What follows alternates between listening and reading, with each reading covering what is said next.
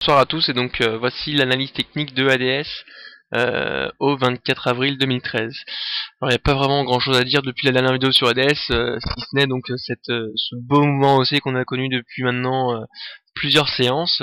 qui nous a permis de casser la résistance des 39,9 qui était donc juste ici, et de s'inscrire donc à 40,910. Sur donc EADS. De plus, on a un MACD qui est maintenant au-dessus de sa ligne de signal et qui est passé positif, ce qui laisse penser à croire donc qu'on est vraiment inscrit dans une dynamique haussière avec un RSI qui est au-dessus de la ligne de neutralité et qui en plus n'est pas en situation de surachat, ce qui montre qu'on a quand même une belle marge et qu'on pourrait directement venir chercher la résistance de 42 585, appuyé notamment par un CCI qui est en train de venir chercher ses plus hauts, un stochastique qui montre qu'on n'est pas encore en zone d'épuisement même si on s'en rapproche, et un momentum qui est passé donc vert et positif. Donc pour EADS, on est bien dans cette zone donc de mouvement haussier dynamique, puisque on peut voir donc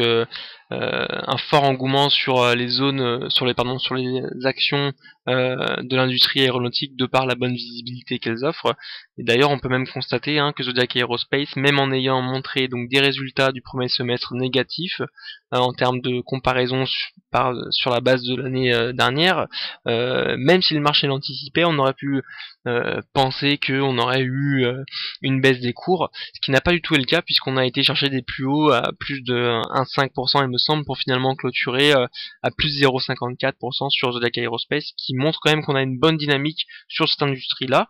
Et donc sur EADS, on peut tout nous laisse penser à croire en tout cas qu'on peut aller directement chercher la résistance de 42 585 et pourquoi pas aller chercher donc l'objectif par exemple de RBC qui est passé donc surperformé sur EADS en ayant un objectif de 45 euros. Donc en tout cas on va suivre cette valeur, mais les indicateurs nous montrent bien qu'on est dans ce mouvement haussier. De plus on a cassé donc la résistance des 39,9, donc voilà on est quand même dans cette bonne dynamique haussière. Donc voilà, en tout cas on surveillera EADS et on refera une vidéo la semaine prochaine.